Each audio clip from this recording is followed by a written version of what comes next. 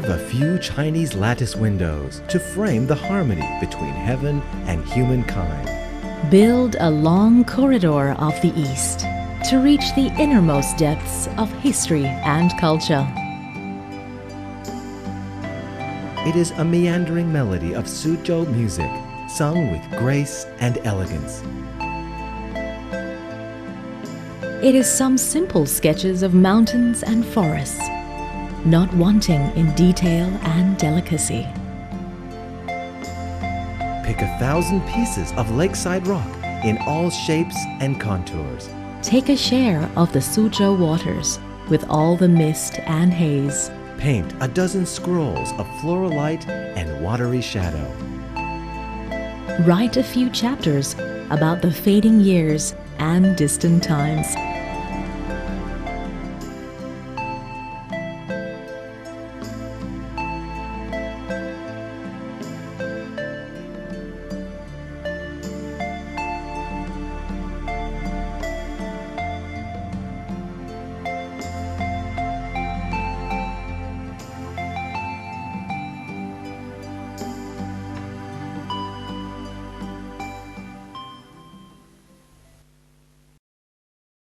In the Confucius Temple of Suzhou, known for its numerous ancient steles, there is a Southern Song Dynasty stone engraving of the map of Pingjiang, the Suzhou prefecture.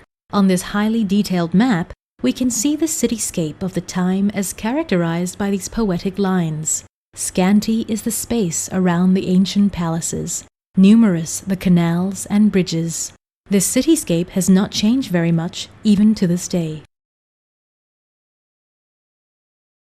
True, this 2,500-year-old city has seen a lot of historical changes, but as far as its basic layout goes, it has not changed much. This is certainly very rare in the world history of urban development.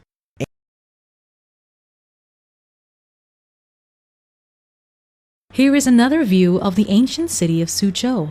This one is a long scroll painting titled Vibrant Life in the Age of Prosperity, done by Xu Yang, a native of Suzhou during the Qianlong reign of the Qing dynasty. Reminiscent of the panoramic masterpiece Going Up the River on Qingming Festival, the scroll painting vividly depicts the social conditions and customs of the time, the busy urban markets, as well as the landscape of this ancient city. What is even more noteworthy is the fact that the artist also depicts the private gardens in Suzhou, which began in the Song and Yuan dynasties and reached their zenith in the Ming and Qing dynasties. This certainly provides the most graphic data for researching the history of the Suzhou gardens. Ancients have this saying about the attractions of Southeast China. Hangzhou's attractions are its lakes and mountains. Suzhou's attractions are its streets and markets. Yangzhou's attractions are its gardens. But for this scroll painting, we can see that this ancient city of Suzhou is not only attractive for its streets and markets, but also for its lakes and mountains, as well as its gardens. At the peak of Suzhou's classical gardens, there were over 300 of them. If we add to these the garden-like scenic spots on the outskirts, the total number of scenic attractions would be over 790.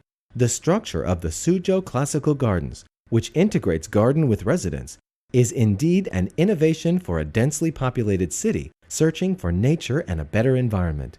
One should say that each and every one of these gardens is a manifestation of harmony between heaven and humankind. From the point of view of the entire city, the great number of gardens definitely is a major factor in the creation of an optimal global environment. Gardens are known for their excellence. One can imagine how elegant the city must be with so many gardens. This ancient city of ours is precisely such an elegant city. This wisteria in the humble administrator's garden, planted by the Suzhou-style master painter Wen Zhengming, is more than 400 years old. Every spring and March, it blossoms with these jewel-like flowers. For a long time, this vine has been the epitome of the literati gardens, and these blossoms, a classic topic on Suzhou's gardens. Indeed, the classical gardens of Suzhou are like the branches of this wisteria. Intertwining and interconnecting with one another, they hover over the entire city, deeply rooted in its earth, creating a canopy of culture. The natives of Suzhou know these pavilions, terraces, hillocks, and ponds and lakes like the scenic objects in front of their own houses. Indeed, the gardens are their homes.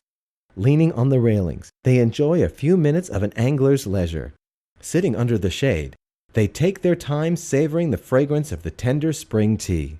It is in these moments that they capture the essence of the gardens. Those brochures and maps are for tourists. Suzhou people don't need them. Old-timers of Suzhou can talk about the origin of that rock and the wonders of this tower far better than the tour guides. Of course, tour guides can help introduce the gardens to the outside world, but when each of them brings a big group, these tranquil and exquisite havens become all hustle and bustle. There should be a difference between gardens and parks. Over mountains, over waters. This phrase was originally a metaphor for the taste of the garden visitor. Seeing a pool of water, one dreams about the thousands of miles of turbulent sea. Seeing a rock or peak, one dreams about mountains 10,000 yards high. Who would have thought that over time it has come to mean something else? Actually, the entire garden is like a sea of uncontaminated water. What has attracted so many people? However, those who wade into shallow water get fish and shrimp.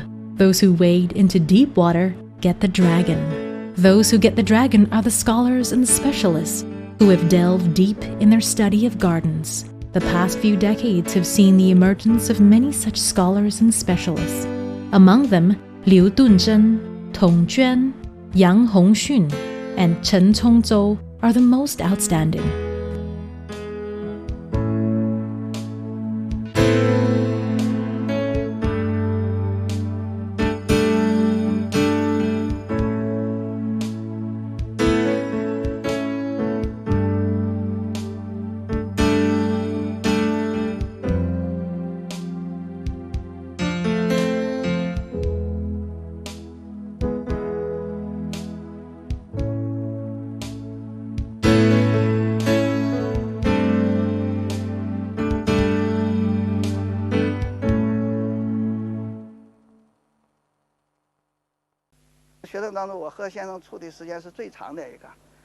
Among Mr. Chen Chongzhou's students, I am the one who has spent the longest time with him. My teacher is not a terribly serious person. He's very humorous, likes to joke a lot, a man of feelings. But he has sharp eyes, very much to the point. So, all his readers, men and women, old and young, office workers and students, they all feel that once they pick up one of his books, they can't put it down. It has magnetic power. He turns architecture and garden art into vivid literary language, or simple everyday language, accessible to everyone. That's why his book, Speaking of Gardens, has been so popular. As for the Aster Court project, actually, Mr. Chen was not only a participant, but also an originator. At that time, Mr. Wen Fang, a Chinese-American who was director of the Department of Oriental Art at the New York Metropolitan Museum of Art, came to Shanghai to visit when he was staying at the Jinjiang Hotel. He said he wanted to meet someone who was a scholar in Chinese architecture. So he found Mr. Chen. He said, "I have quite a collection of Ming Dynasty furniture in New York. Can you tell me how I can best put it on display?" Mr. Chen answered right away, "Ming furniture should go with Ming architecture." At that moment, Wen Fang seemed suddenly enlightened. Of course, Ming furniture should be displayed in a Ming building. But where can I find Ming architecture in America? "That's easy," Mr. Chen said. "I'll find a ready-made one for you. The late spring chamber in the Master of Fishing Net's garden in Suzhou will do." Later, it was decided that part of the late spring chamber would be moved to New York. If it weren't for his suggestion, there would be no Aster Court in the Metropolitan Museum. The Aster Court project refers to the 1980 project of building a Chinese garden in the Metropolitan Museum of Art in New York by Suzhou artisans. Moving a part of the late spring chamber to New York doesn't mean physically shipping that building to the other side of the Pacific.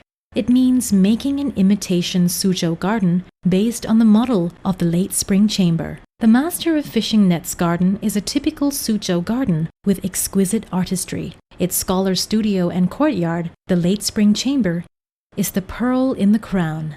Its elegant style and superb craftsmanship have earned it a prominent place among China's classical gardens.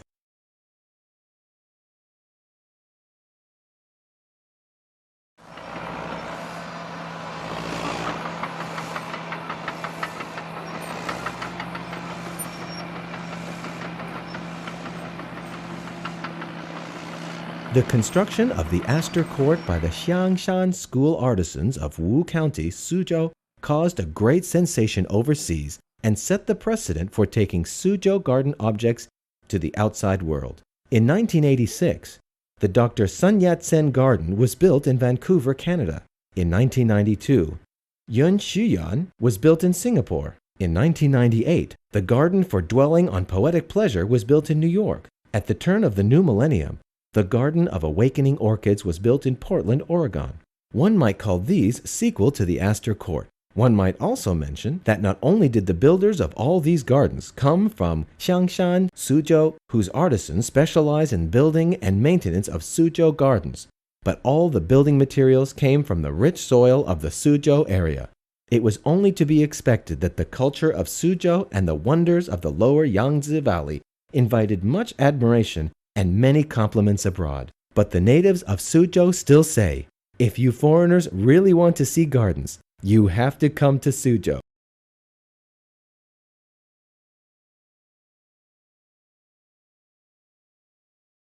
No matter how exquisite the Astor Court may be, it is after all only a potted plant from Suzhou. The real Suzhou is the ancient tree that reaches towards the sky. Its roots are thick and deep, like the numerous alleys that spread out into the inner depths of the city. The charm of the Suzhou gardens lies not only in their own beauty, but in their power to capture your perspective and guide it to these roots. If it weren't for that, why would you have come to Suzhou to see the gardens? There are gardens everywhere.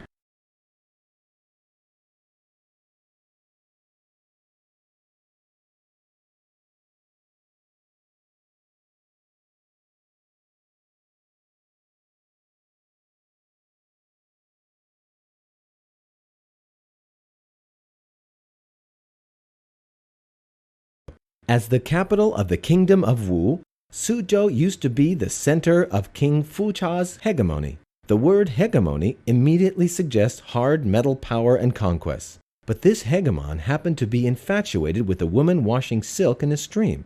Women are associated with water, and Suzhou has plenty of soft water. But this ancient love story of Suzhou changed its protagonist midway, from King Fucha to his minister, Fan Li, when the silk-washing beauty became enamored with Fan. Fan was a great statesman, but for the sake of water, he quit politics to become a merchant. Fan was equally well-versed in business as in statesmanship. But his romance again took a sudden turn and landed the man in hermitage on Lake Tai. This reclusiveness has since become a tradition of 2,500 years, about the same age as the city. Of course, there is nothing wrong with reclusiveness. It's just a relaxed way of life.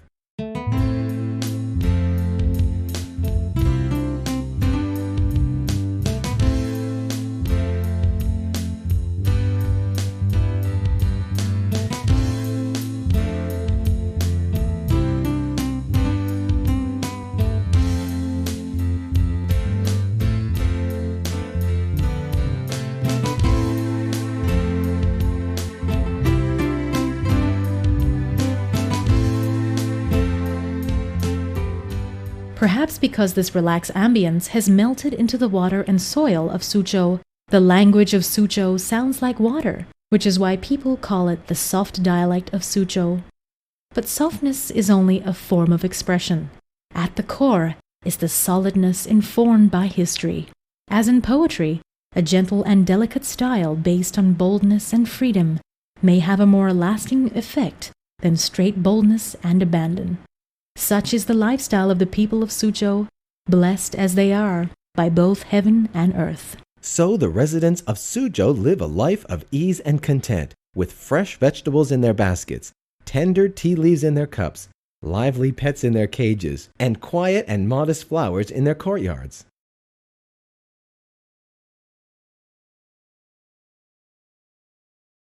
Outsiders say that people of Suzhou are just as relaxed as the leisurely fish in the garden ponds.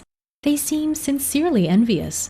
What they don't know is that once you become a permanent resident here, you will have a few things to worry about. Outsiders also say that the old houses are saturated with culture. Look at those antiquated white walls and black tiles. What a strong sense of history.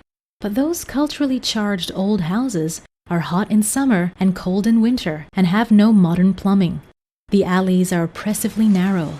The rivers and canals at the end of these alleys have long lost their feel of antiquity. The climate south of the Yangtze is quite humid. People are nurtured by the moisture. But when they have to come and go in wind and rain for a living, the romantic atmosphere in Dai Wang Shu's poem, The Rain Alley, is totally lost.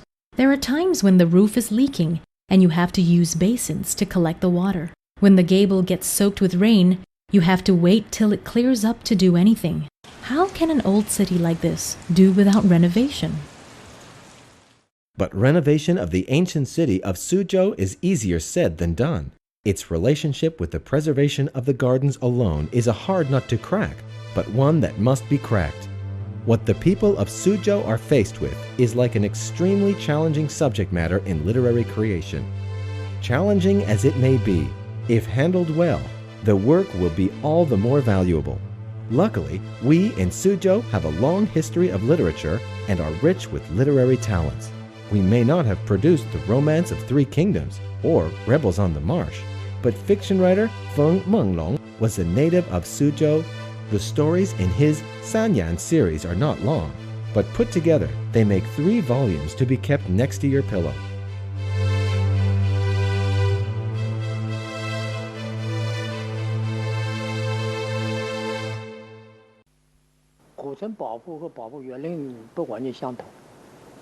Preserving an ancient city is different from preserving the classical gardens. With gardens, the preservation is absolute. Preserving an ancient city is more complicated. Of course, the best scenario is to preserve it in total, like the way Lijiang has been preserved. This is a city with a big population, and as times have changed, people's living conditions are changing. It's quite unlikely that we can keep the city unchanged.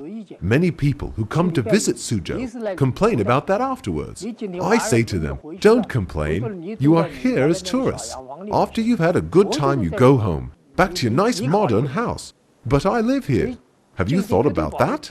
So absolute preservation may be correct in theory, but impractical in reality. Why? Because this city has more than 700,000 people living in it. Things would be much easier if the population stayed at the level right after liberation, 400,000, or even 200,000 or 300,000. I think Suzhou's current guideline for urban renovation is correct. The layout of the city is by and large maintained. Some of the newly renovated streets look really beautiful. I discussed this with some of my writer friends. They were complaining about renovating Suzhou. So I took them to see some of the new street blocks. Then they said, this looks quite acceptable, not bad. During the Great Leap Forward years, commune-run factories were moved into the halls of the courtyard houses. When they found that the halls weren't big enough, they took down the halls and put in some makeshift houses. All the old silk factories were moved into the courtyard houses that way. They said they wanted to transform the city into a productive city. All those bridges and rivers were petty bourgeois. These were part of a consumer city, for the benefit of consumers with landlord and capitalist backgrounds. So Suzhou was labeled a consumer city and was slated for conversion into a productive city. To be a consumer city was disgraceful in those days. Had we known better at that time, we would have built these new street blocks a long time ago. Now, if you have really seen Suzhou today, you will find that the reconstruction of Suzhou develops within a 3-districts framework. That is, the center of the ancient city is the Old Town Renovation District, east of the ancient city is the Industrial Park District, and west of the ancient city is the High-Tech Development District. It so happens that the eastern and western districts, respectively, face these 2 stone arches and the horizontal inscription that says, "Enchanting Suzhou landscape faces where all the famous gardens are located." It is the culture of this ancient city that has nurtured these gardens. This makes one think of how the ancient garden builders conceived of the protection of ancient trees. Their concept was that if a valuable ancient tree was already standing on the site where a garden was to be built, the designers should yield to it the corresponding space. That was because it was easy to build a carved beam, but hard to grow an ancient tree. What is lost is lost. Fortunately, the descendants of ancient Suzhou have not lost the genuine tradition of garden building. The preservation of the interior of our gardens is an ongoing process of adjustments. On one hand, we should try to preserve the original style, the original ambience, and not let the artistic quality suffer in any way. On the other hand, when it comes to the lifestyle of the plants, the maintenance of the buildings, and the various kinds of alterations in the architecture, we as moderns should also leave our marks. Only then can we not only preserve the original style of the gardens, but also keep up their vitality. As for protecting the exterior of the gardens, I think we are faced with even bigger challenges. The urban development projects are exerting a very large impact on our external environment. That's why we hear people say, "You talk about meandering paths and deep recesses all the time, but actually the gardens are closely related with what's going on outside." Suppose we see around our gardens a group of modern buildings with glamorous colors. I'm sure we would all get very upset.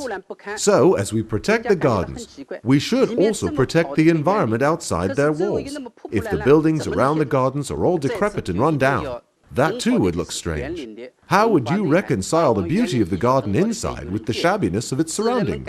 Therefore, we should explain to the visitors the cultural content as well as the art of the gardens.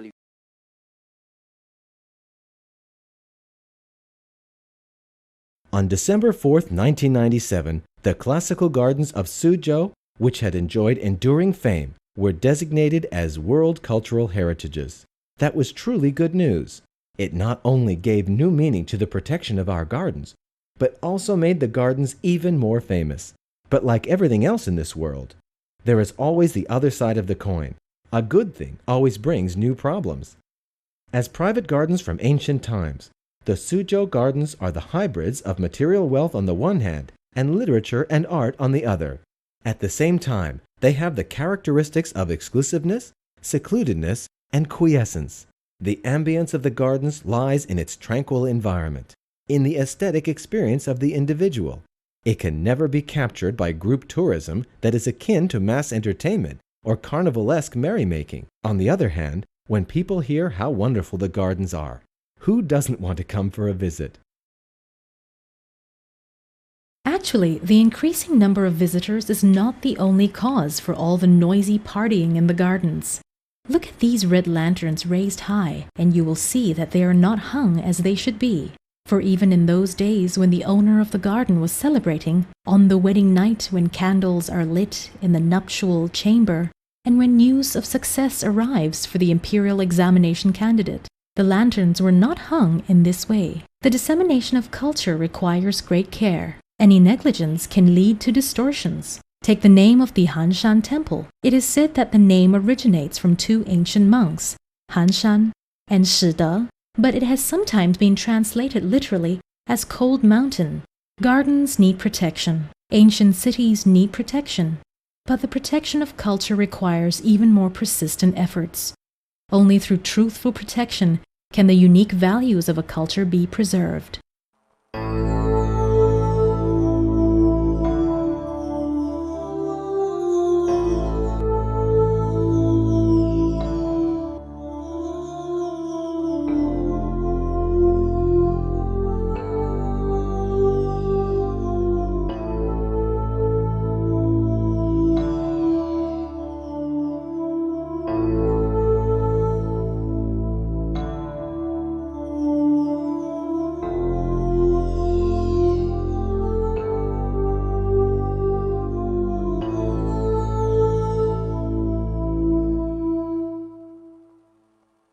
Nature is fair to all things in terms of its erosive power.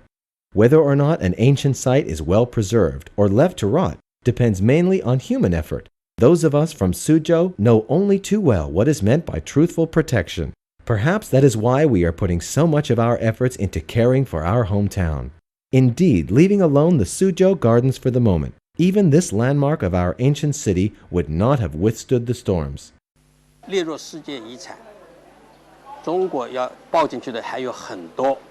There are lots of items China could submit as World Heritages. As far as Suzhou is concerned, it's not just the gardens. Because Suzhou is an ancient city, which is the crystallization of ancient wisdom, this ancient city of Suzhou itself is a great world heritage. Actually, Suzhou is best qualified to be listed as a famous historical city. But, regrettably, for various reasons, only its gardens were submitted. Chinese culture is a unique civilization with remote origins and long history. Not only we ourselves, but other countries, other nations also value it.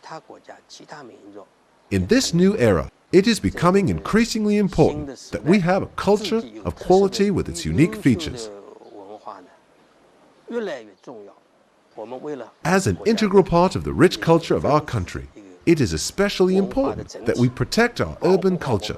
Protecting the gardens is part of that.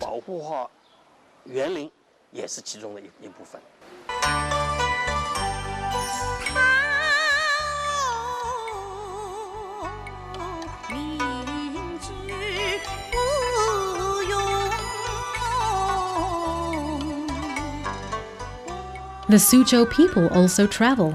After conscious or unconscious comparisons, they deeply appreciate the distinctive personality of their own ancient city, as distinctive as the Suzhou Pingtan, whose music is as fluid as the flowing water and the floating clouds. There is so much moisture in the air that the sky cannot be without floating clouds. The ground was originally wetland, such that its water cannot but flow. It flows past the fishing village that produced the embroideress Shenshou. It flows past the peach blossom orchard, where the Ming artist Tang Ying's residence is located. It flows past the pavilion of surging waves, where the song poet of Su Shunqing lived in hermitage. It also flows into the boundless Lake Tai that carried Minister Fan to the distant horizon on a light boat. This is the glittering water of surging waves. It is deposited in the pond of every Suzhou garden. It is also deposited in the heart of every son and daughter of Suzhou.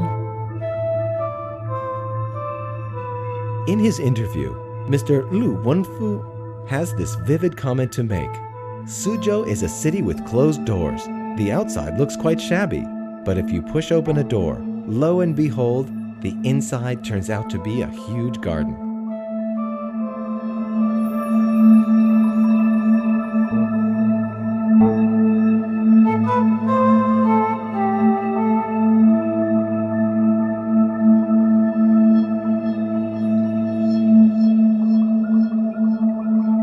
On the streets and alleys of Suzhou, you only have to pay a little attention and you will notice the doors of the classical gardens and old houses and their ancient door rings. Weathered by the long years, the bases of the rings are rusty, but the round door rings themselves look well polished, having been touched by numerous hands. After you tap open the door with the rings and reach inside, what you see is what Mr. Lu has just described.